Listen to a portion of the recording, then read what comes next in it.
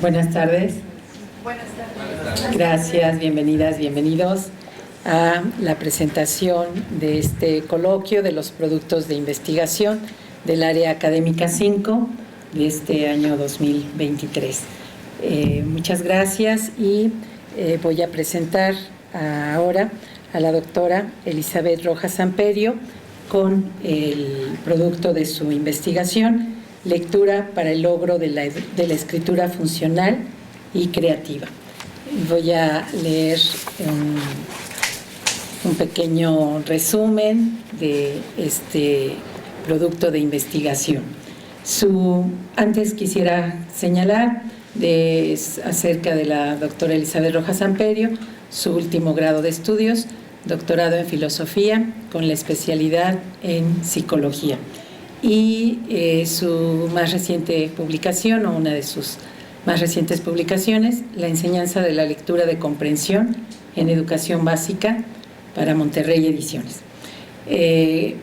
Gracias. La lectura para el logro de la escritura funcional y creativa. La lectura es un recurso indispensable para leer y escribir, pues es a través de ella que se aprende sobre conocimientos esenciales para la redacción. Ahora, tratando de escritura creativa, es necesario conocer elementos fundamentales de los estilos literarios que demanda el canon literario. En este proceso se consultaron algunos docentes que permitieron saber qué pasaba en sus escuelas y, en términos generales, todos afirmaron que hacen grandes esfuerzos por lograr que sus estudiantes lean, aunque los procesos de construcción siguen siendo bajos, de ahí la importancia de contar con estrategias novedosas que den pauta a una lectura más comprensiva. Gracias y le dejo la palabra. Pues muy buenas tardes a todos y todas. Vamos a trabajar algunos elementos. La verdad es que la investigación se tardó más o menos año y medio. Yo creo que leí un promedio de 60 textos sobre lectura. De tal suerte que hacer este resumen fue un poco complicado, como ya se lo comentó la maestra Norma. Yo entrevisté a varios compañeros míos que circunstancialmente escribieron los libros de texto gratuito en el periodo anterior y que son maestros de educación básica, y ellos son los que me dieron información acerca de cómo trabajan con sus estudiantes la lectura. Es evidente que la lectura en este momento es un gran problema, pero un verdadero problema. Las criaturas que están ingresando a tercero de primaria cursaron durante la pandemia primero y segundo de primaria. Esto de alguna manera nos permite identificar que los alumnos que están en este momento en tercero de primaria son alumnos que están teniendo grandes deficiencias. Lo tenemos también con los alumnos que están ingresando en este momento a la universidad. Vienen justamente de 2 años de pandemia, probablemente en el bachillerato primero y segundo en pandemia, tercero ya en presencial, tercero ya se distribuye a través de contenidos temáticos, y entonces, bueno, los alumnos que están ingresando a la pedagógica, no solo a la pedagógica, a todas las instituciones de educación superior, tienen grandes lagunas en el proceso de lectura, justamente por estos procesos de pandemia que no fueron, sobre todo para los más pequeños, algo fácil de resolver. No para los más pequeños, los medianos y los grandes pues ya somos un poco más responsables de las tareas que podemos estar haciendo, pero los más pequeños requieren justamente del apoyo de los adultos para poder aprender. Bien, vamos a pasar. El propósito de esta investigación tiene que ver con lograr que los jóvenes, puse jóvenes porque trabajé con adultos, puedan comprender lo que leen y hagan uso de la información para actuar acertadamente como una de las necesidades básicas de la vida. Vivimos en un mundo altamente lectorizado, por lo menos en la Ciudad de México nos movemos a través de las palabras escritas. Podemos circunstancialmente identificar qué autobús es el que vamos a tomar por las palabras que tienen, y entonces decimos, este sí me lleva a donde voy, este no me lleva a donde voy. Y vamos al supermercado, y en el supermercado pues también nos están marcando todos los artículos a través de palabras y números, que es lo que nos permite seleccionar las cosas que hacemos. Las competencias lingüísticas, entonces, son parte de las facultades humanas, pero el proceso de transitar de la oralidad a la lengua escrita es un procedimiento voluntario. Y aquí quiero hacer un énfasis. Nosotros aprendemos a hablar sin que nadie tenga la intención de enseñarnos a hablar. Es decir, estamos en la casa y mamá nos dice, dime mamá, dime papá, dime leche, dime agua, y las palabras están surgiendo. Pero para pasar a la lectura necesitamos la voluntad del sujeto. Si el sujeto no quiere leer, no hay manera de hacerlo leer. Si yo le puedo estar leyendo y decir, mira qué bonito cuento, que bla, bla, bla, y el otro embabia. Por eso es una actividad voluntaria que requiere de un tiempo para su desarrollo. Se aprende a leer leyendo, porque parte de la facultad para comprender los textos depende del caudal informativo del lector y de su capacidad para dar significado a las palabras y a su relación como parte de la construcción de un texto. Es decir, entre más leemos, más fácilmente resultan las lecturas. Entre menos leemos, más difícilmente resultan las lecturas. Siendo entonces la lectura siempre y de todas maneras un proceso constructivo, se da en la medida en que el lector vaya armando mentalmente un modelo de texto. Y esto tiene que ver con que cuando empecemos a leer nosotros podamos identificar qué tipo de texto estamos leyendo. ¿Cómo funciona nuestro cerebro? Bueno, nuestro cerebro funciona a veces muy bien, a veces muy mal. Voy a decir algunos elementos claros de él. Un mecanismo simple protege el territorio, estimula la agresión y favorece la autopreservación del individuo. Este primer cerebro iletrado, duro y reptilio está presente desde hace más de 500 años y continúa con las mismas funciones. El reptilio se pone a funcionar cuando tiembla. Todos ustedes han estado en un temblor. ¿Y qué sucede con el temblor? Lo primero que hacen es, yo corro, a pesar de que nos entrenen de no corras, no empujes, en el momento del temblor yo corro. Estoy utilizando el reptilio. El reptilio tiene esas dos funciones. Son funciones de sobrevivencia y es el culpable de que nos funcione el cuerpo, de que estemos despiertos o que nos quedemos dormidos. El cerebro límbico que rodea trabaja con las emisiones, las obligaciones y el comportamiento, estimulando procesos bioquímicos, libera sustancias orgánicas manifestadas a través de la alegría, la ira, la tristeza, el miedo y el afecto, así como las reacciones ante lo desconocido. Nuestro cerebro límbico es el que permite que seamos simpáticas o antipáticas, porque el cerebro límbico es el que construye nuestras emociones y determina cómo nos comportamos con los demás. Finalmente, quedó muy pegado ahí una parte de la corteza cerebral, ubicada en ella, el derecho, está muy pegado todo, tiene carácter no verbal, ve imágenes y símbolos, percibe las distintas partes de un entero. Sus talentos particulares son la intuición, la penetración y la habilidad para crear nuevas combinaciones de ideas. Estrictamente está la razón. La corteza cerebral trabaja justamente con las áreas que nos permiten hablar. Está el área de Broca, y en el área de Broca es donde están las palabras. ¿Cómo se investigó esto? Pues cuando la gente llegaba golpeada aquí y dejaba de hablar, entonces Broca decidió que aquí estaban las palabras. El cerebro izquierdo es altamente verbal, se especializa en los lenguajes, la lengua y la matemática, es un razonamiento analítico, tiene la lógica y la memoria a largo plazo. Muchas personas que trabajan fundamentalmente el lado izquierdo del cerebro son extremadamente lógicas y extremadamente concretas, no echan verborrea. Mientras que el quinto cerebro, sección del lóbulo frontal derecho, tiene las funciones de autorregulación y sentido social. Considera además la sensibilidad de los sentimientos de otro, la comprensión de las necesidades humanas y las capacidades de persuasión. El cerebro derecho es sumamente creativo. Esto quiere decir que cuando nosotros estamos tratando que la lectura se use para la escritura funcional, Con la mayoría de las personas podemos lograrlo. La lectura creativa solo lo podemos lograr con algunas personas. ¿Por qué razón? Porque nuestro sistema educativo ha trabajado fundamentalmente con el lado izquierdo del cerebro. Prácticamente todo el currículum que hemos cursado nosotros a través de preescolar hasta llegar a la maestría, se ha trabajado el lado izquierdo del cerebro, es decir, el lado que les permite ser racionales. Bien, avanzamos. ¿Cómo afecta el funcionamiento del cerebro? La cosmovisión se describe lo que se ve o se juzga.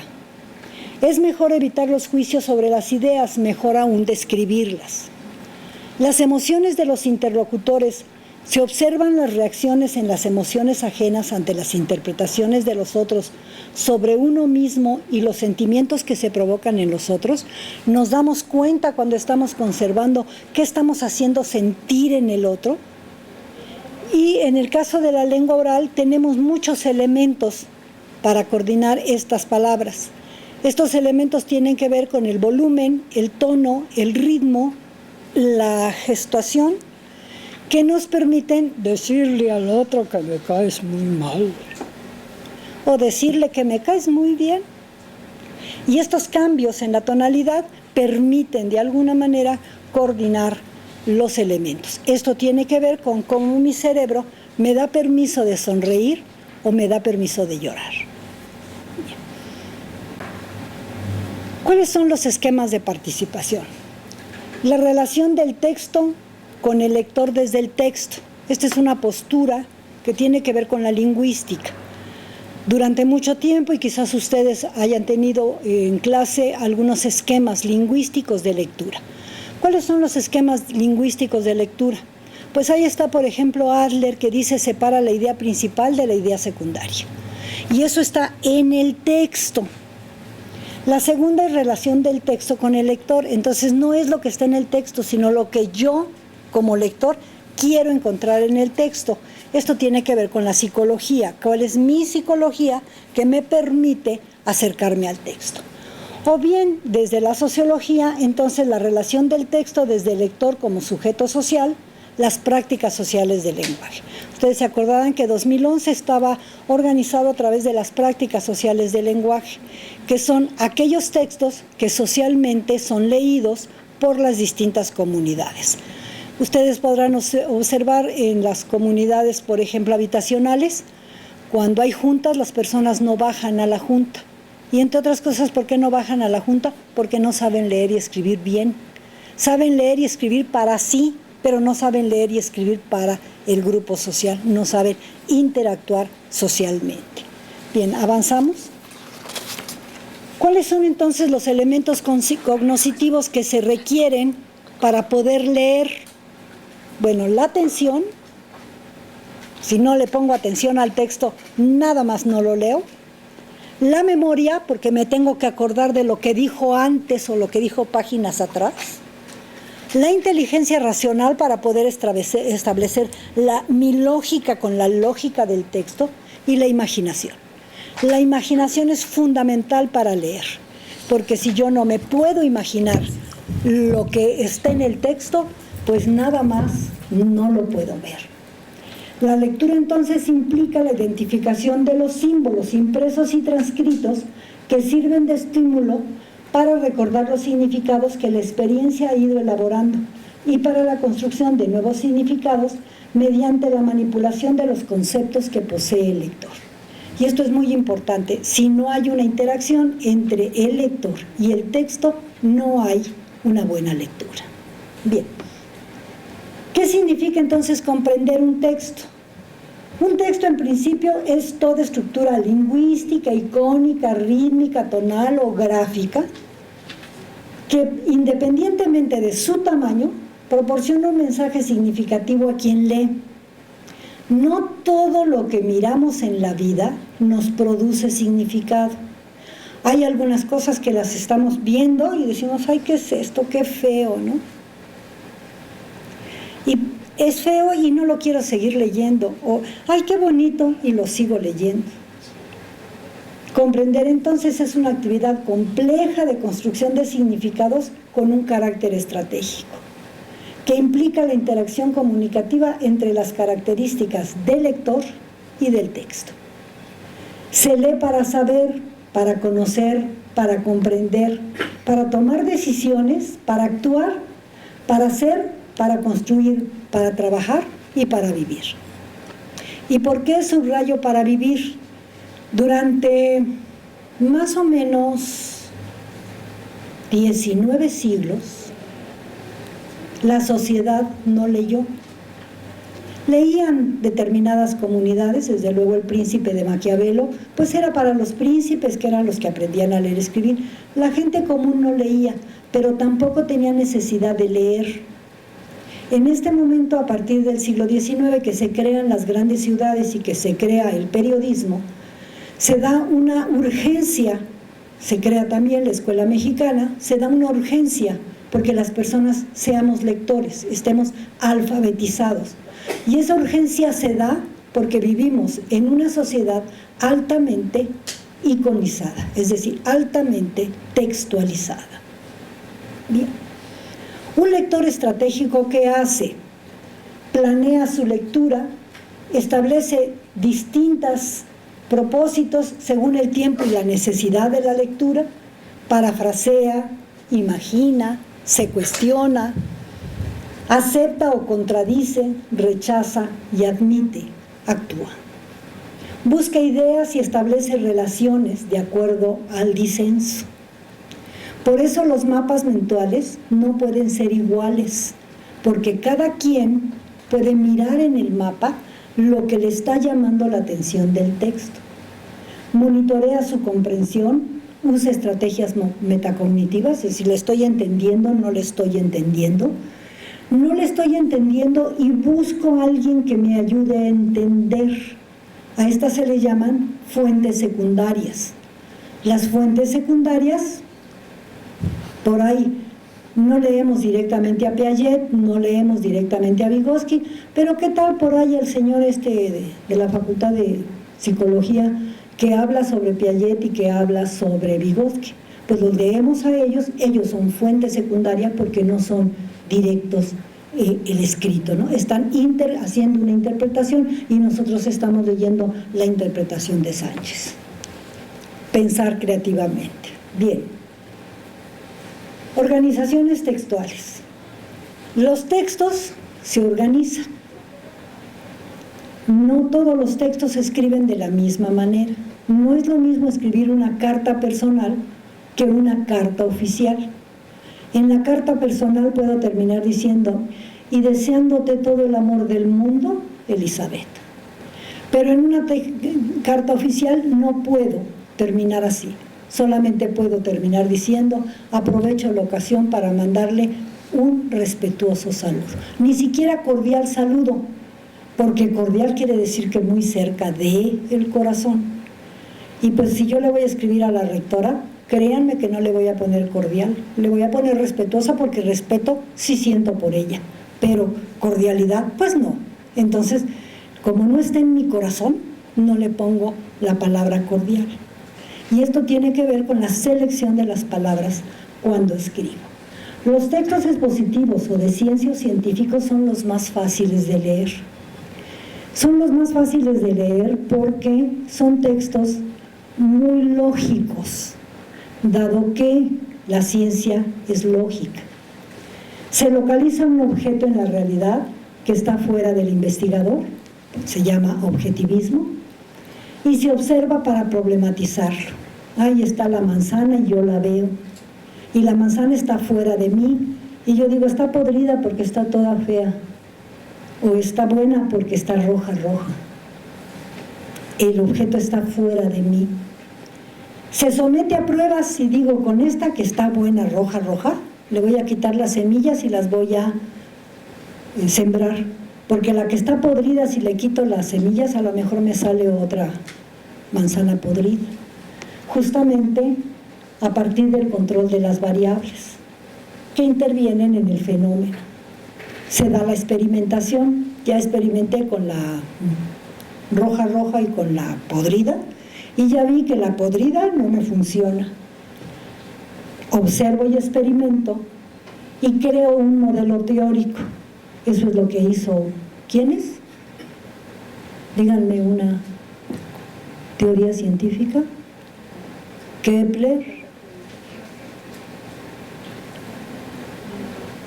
que la manzana se cae. Newton. Y ahí están. Se cae y se vuelve a caer y se cae igual que una pluma. Entonces ahí están las leyes de Newton y están las de Kepler y están pues todas las que tienen que ver con los crecimientos de la ciencia, ¿no? Bien, avanzamos. Las ciencias sociales son diferentes. Las ciencias sociales utilizan el texto argumentativo. Fíjense la diferencia entre la ciencia natural y la ciencia social. La ciencia natural está afuera de mí, ahí está la manzana, pero en la ciencia social yo soy parte de la sociedad. Entonces mis emociones están incluidas en aquello que yo digo sobre lo que está pasando. No así en la manzana. En la manzana está mi vista mirando la manzana, la ciencia. Pero en la ciencia social entonces voy a argumentar y voy a decir, es que la 4T, bla, bla, bla, es que los libros de texto, bla, bla, bla, y entonces voy a expresar mis opiniones sobre, argumentando aquellos elementos que considero son procedentes para lo que argumento. Entonces, si son textos argumentativos, necesitan ser referenciales, pero incluyen la parte sintomática, es decir, el síntoma del que escribe. Por eso, cuando leemos un texto de carácter de ciencias sociales, necesitamos saber quién es el escritor, porque a partir de conocer las experiencias del escritor, podemos saber cuál es su postura ideológica. Podemos identificar por qué López Obrador dice que son los liberales los que están en contra de los libros. Habría que ver qué tanto comprende lo que significa liberalismo y qué tanto esta comprensión le permite calificar a los que no quieren los libros. Esto tiene que ver con las ciencias sociales. Bien, avanzamos. El texto literario. El texto literario es altamente creativo. La literatura ha pasado por diferentes momentos históricos. Hay un momento que es el siglo XIX-XX, que trabaja fundamentalmente con el texto realista. El movimiento se llama incluso realismo. El realismo lo que plantea es, yo voy a ver lo que está ahí en la sociedad y lo voy a retratar con palabras. Entonces el realismo trata de reflejar la realidad que está observando el escritor. Pero este realismo se rompe en el siglo XX, se rompe con los movimientos de vanguardia y con la presencia de las drogas en la literatura. Y usted, van a pegar el brinco al cielo, ¿por qué las drogas? Pues sí, las drogas entraron justamente con los vanguardistas. No las drogas que conocemos ahora, no tan nocivas, sí mucho alcohol, sí un poco de ajenjo y circunstancialmente algunos elementos que empezaban a utilizarse. Por ahí pueden ver la película de Naranja Mecánica para imaginarse cómo es que la literatura empieza a moverse a través de un espíritu que me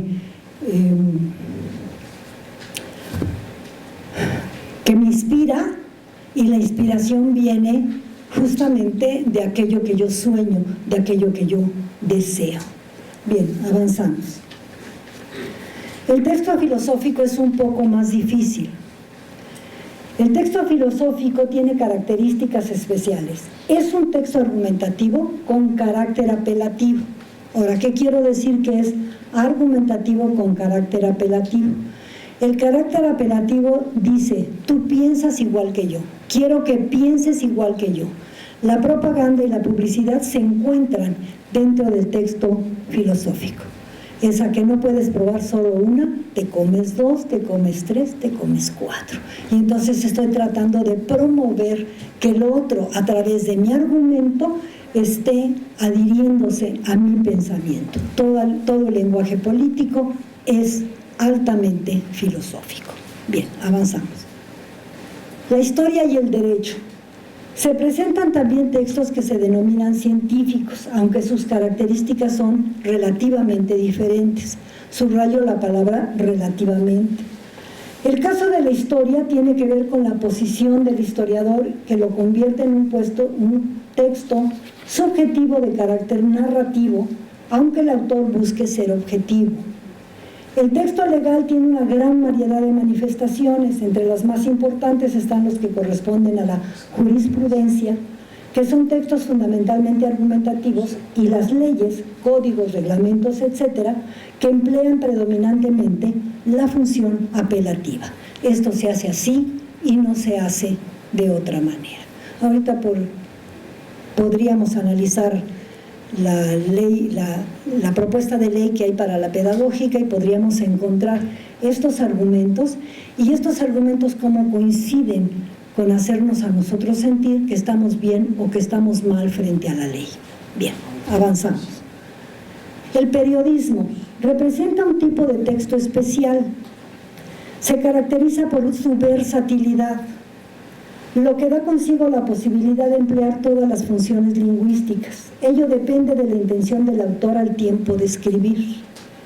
Lo que en general caracteriza a este tipo de textos es la actualidad, por lo que la noticia puede perder vigencia o constituirse como un texto para construir la historia del pasado. Dentro del periodismo se encuentra la noticia de los acontecimientos al tiempo que suceden, pero también descubrimientos de la cultura y el arte. Bien. Y están finalmente los textos de interacción. Estos aparentemente son los más fáciles, pero suelen tener muchos problemas. Hay algo que nosotros hemos constatado aquí en la universidad. Toda la vida nos han enseñado que nos anotan en las listas de los grupos a través de nuestros apellidos. Y de momento el estudiante dice, no, pues primero mi nombre, primero Elizabeth y luego Rojas Amperio, aunque el papel diga apellido paterno, apellido materno, nombre. ¿Y cómo se equivocan?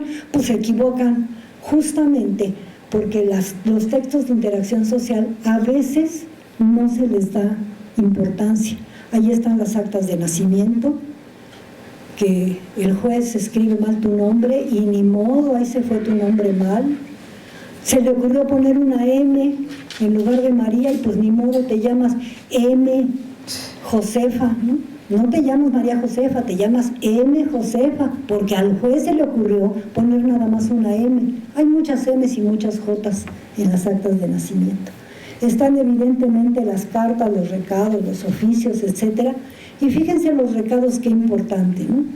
Esto tenía que ver con los teléfonos que dejaban mensajes. Llegaba y abríamos el mensaje y decía, hola, soy Lupita, comunícate conmigo. ¿Perdón? ¿Qué Lupita? ¿Con quién me tengo que comunicar? ¿Con Lupita? ¿De dónde? Ay, pero si yo acabo de hablar con Lupita en la pedagógica, ¿será una Lupita de otro lado? ¿Será la Virgen de Guadalupe la que me habla? ¿Quién sabe, no? Porque eso de que soy Lupita, déjame un recado. Perdón, le faltan datos para que el mensaje esté completo. Bien, avanzamos. Bueno, las matemáticas y la lógica. ¡Ay, qué cosas con las matemáticas y la lógica! Tanto las matemáticas como la lógica son altamente simbólicas. Por eso son asignaturas difíciles. Justamente, ¿cuál es la materia más difícil aquí en la pedagógica? Epistemología.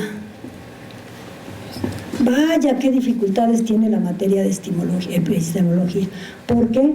Porque es altamente simbólica. Por eso tampoco la estadística es fácil de aplicar, porque la estadística es altamente simbólica. Bien, avanzamos. ¿Cómo leer? Conocer lo que se es, lo que se va a aprender y las estrategias de lectura. Trazar objetivos planear y organizar el tiempo y revisar cómo se lee. Por ahí las personas que han sido lectoras y que han perdido la vista sufren porque ya no pueden hacer la actividad que hacían. ¿Qué podemos hacer? Ayudarles a leer. Bien, avanzamos. Los tipos de lectura que podemos realizar son 3. Fundamentalmente la lectura literal, la que tomamos del texto, la lectura inferencial, la que podemos entre líneas sacar información, como en el caso del recado, y la lectura analógica, que permite entender el significado del texto aplicando una lectura valorativa, es decir, aplicando juicios de valor. Bien. ¿Cuáles son las estrategias que podemos utilizar? Las burbujas, podemos hacer circulitos dentro del texto, algunos las llaman las palabras clave, aquellas que se repiten varias veces. Hacer perfiles semánticos, localizar el conjunto de palabras que pertenecen a un mismo campo. Utilizar el método de las 3 preguntas, 3 respuestas. A la casa del problema, buscar el problema que tiene el texto, revisando las ilustraciones y creando imágenes mentales. Bien. La lectura inferencial y crítica es muy difícil. Nuestros estudiantes que aplican la prueba de PISA se quedan en el nivel 1, 2 circunstancialmente, que quiere decir que solamente ven los referentes del texto, que no pueden hacer inferencias del texto. La lectura inferencial es muy importante, permite identificar descripciones, situaciones causales, comparaciones, colección de significados explícitos e implícitos y buscar respuestas. Bien. Los procesos tienen que ver con la observación, la comparación y establecer la relación entre las palabras, ordenarlas y transformarlas, clasificándolas jerárquicamente, haciendo análisis y síntesis y evaluación. Aquí quiero decirles que las palabras se pueden desdoblar, todas las palabras se pueden desdoblar. ¿Qué quiero decir que las palabras se pueden desdoblar? Que pueden ir a significados más complejos que no están explícitos en el texto. Voy a poner un enunciado. Por ejemplo, decimos, Michel de Certeau analizó la obra de San Juan de la Cruz. Aparentemente tengo un nombre francés, luego una palabra obra, que es todos los textos que hay escrito, un señor que fue santo porque se llama San Juan. Bueno, pues ahora voy a desdoblar y entonces digo, bueno, Michel de Certeau pertenece a la nueva escuela de la Iglesia Católica. Entonces es un rebelde de la Iglesia Católica, pero es un católico. Esto ya lo desdoblé, ya no es nada más Michel de Certeau que me suena a francés, ya estoy desdoblando porque estoy buscando información sobre él. Y cuando digo la obra de Fray Luis de San Juan de la Cruz, entonces digo, es que San Juan de la Cruz escribió en la época de la Reforma religiosa y sus textos fueron altamente criticados por la Iglesia y fueron criticados porque consideraron que eran muy sexuales. No se utiliza entonces la palabra sexual, pero a eso se refiere. Entonces, cuando yo estoy mirando estos elementos, entonces el enunciado no me está diciendo un francés que analizó a un santo, sino un francés de la Iglesia Católica rebelde con un autor de una reforma católica en otro momento histórico también rebelde. Y entonces estamos viendo cómo se concertan dos rebeldías a través de desdoblar las palabras. Este desdoblamiento depende de que el lector sea capaz de dar significados más amplios a cada una de las palabras que encuentran en el texto o se quede con el significado superficial y de diccionario que dice que la palabra san es de un santo, ¿no? Bien, avanzamos. Esto tiene que ver con la metacognición, que es que yo me dé cuenta de cómo estoy leyendo y qué es lo que ignoro que estoy buscando en el texto. Tiene que ver con mi procesamiento mental. Ahora vamos a vincular la lectura con la escritura. Ya terminé de leer un montón de textos. Ahora con esos textos voy a construir un texto. Voy a construir a través de la supresión, de la generalización y de la construcción. Para construir resúmenes. Resúmenes que me permitan organizar la información. Pero resulta que no quiero los resúmenes, porque lo que yo quiero es seleccionar las citas para mi trabajo de redacción. Entonces avanzamos y pasamos a la escritura creativa. Para la escritura creativa lo que hacemos es planear, textualizar y revisar. Yo utilizo para enseñar a escribir un método que denomino método PAR, que quiere decir planear, actuar y revisar. No tenemos que esperar a que otra persona me revise, sino yo me puedo revisar y darme cuenta de aquello que estoy escribiendo. Por ejemplo, ya me di cuenta que al cortar y pegar del informe al PowerPoint, dejé pegadas varias palabras que no pude leer porque estaban pegadas. Yo me di cuenta, independientemente de que ustedes se hubiesen o no dado cuenta. Bien, avanzamos. Y podemos construir analogías. Las analogías incrementan la efectividad de la comunicación. Esto es así como esto es acá. Y empiezo a establecer comparaciones entre las cosas. No las comparaciones de Octavio Paz, pero sí comparaciones. Proporcionar experiencias concretas o directas que preparen al lector a la elaboración de experiencias abstractas y complejas, favoreciendo el aprendizaje significativo a través de la familiarización y concreción de la información y mejorar la comprensión de contenidos complejos y abstractos. ¿Cómo se logra llegar a todo esto? Pues leyendo. Exactamente, la lectura y la escritura son habilidades similares al caminar y similares al nadar. Si yo no me meto a una alberca, por más elementos teóricos de que se respira de esta manera, de que mueves los brazos así, asado, lo cierto es que me meto a la alberca y me ahogo. Aunque tenga yo toda la teoría en la cabeza, porque son habilidades de acción. Ahí tiene que ver entonces las diferentes estrategias que puedo utilizar, recuperando el relato, elaborando tramas narrativos similares, transformando la narración, construyendo la dinámica de los personajes, conversando con ellos, la construcción de sociogramas, psicodramas y sonorizaciones, y de la ilustración al texto, del texto a las ilustraciones. Bien. ¿Tanta?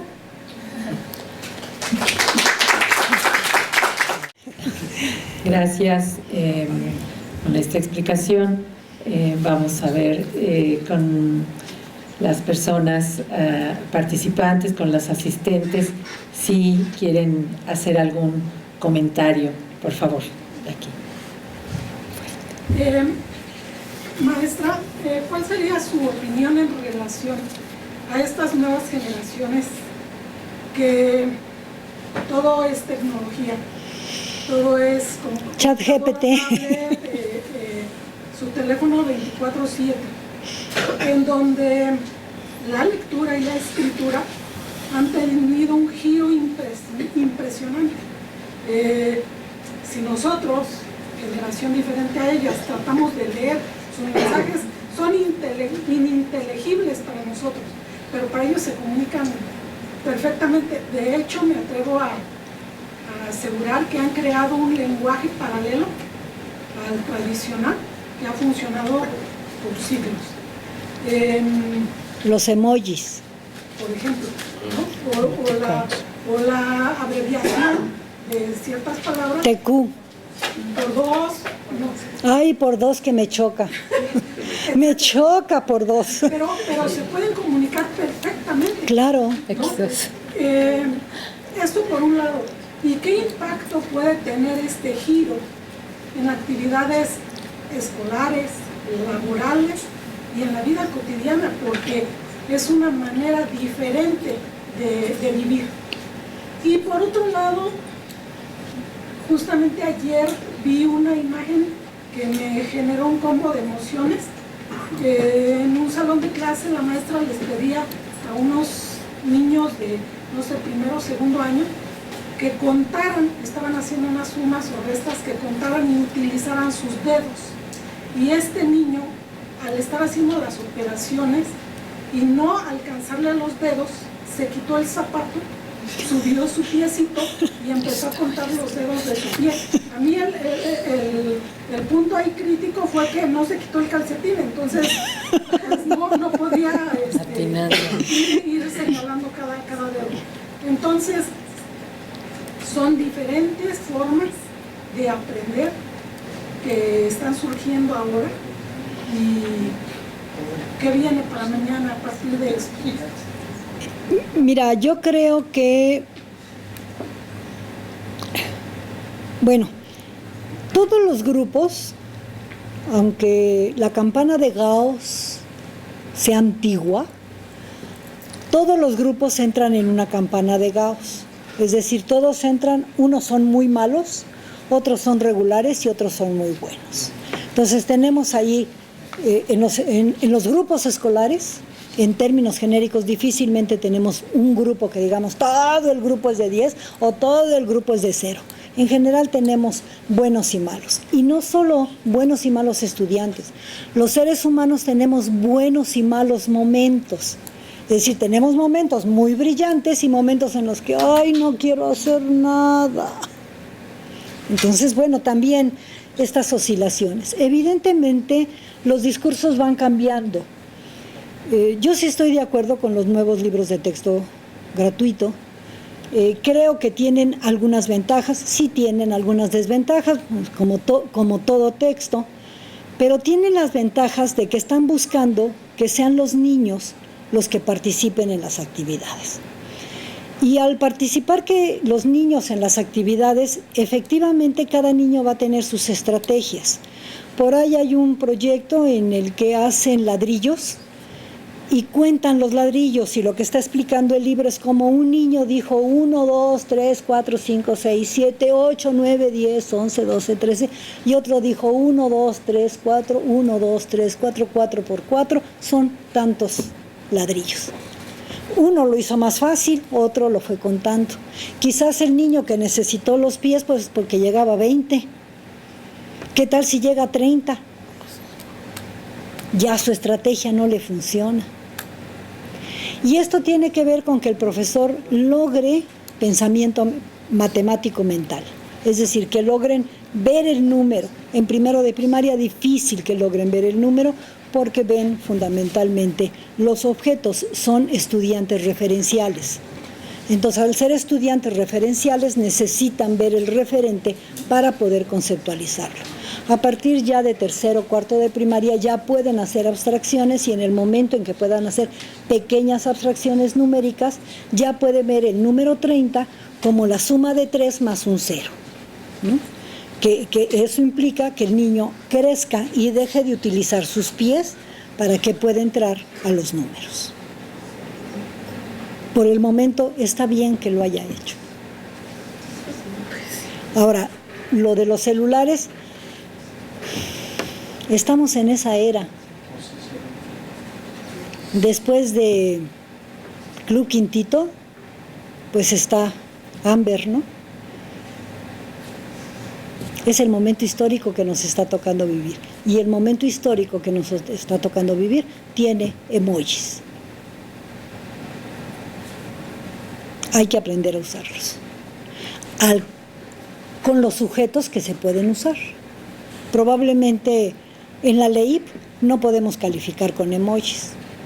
Tenemos que calificar con número.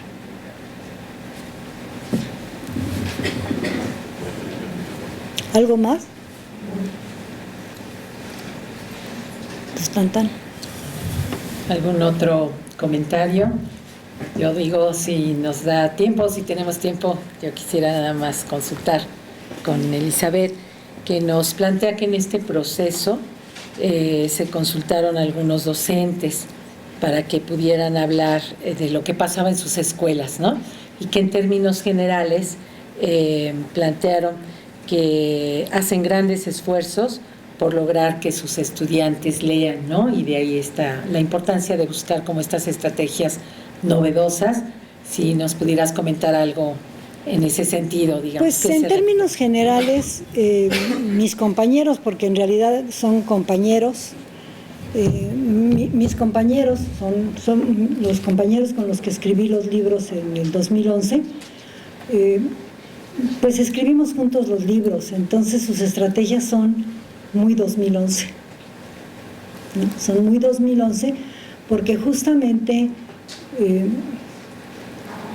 pues no siempre se quieren a los hijos, pero a los hijos textuales sí se quieren, y mis compañeros sí quieren el momento en que escribimos los libros. Fue una experiencia muy rica la escritura de esos libros, y evidentemente las estrategias que vienen ahí, que son en español los proyectos directivos, diferentes de los proyectos de ahora que son propositivos, pero circunstancialmente pues nos gusta trabajar por proyectos directivos, tener muy claro el objetivo, muy claro los recursos, porque fue lo que hicimos, ¿no?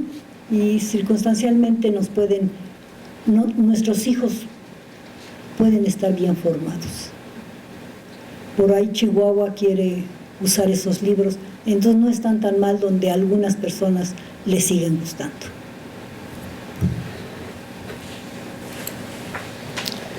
Gracias. ¿Ya tan? Ya creo. Sí, gracias.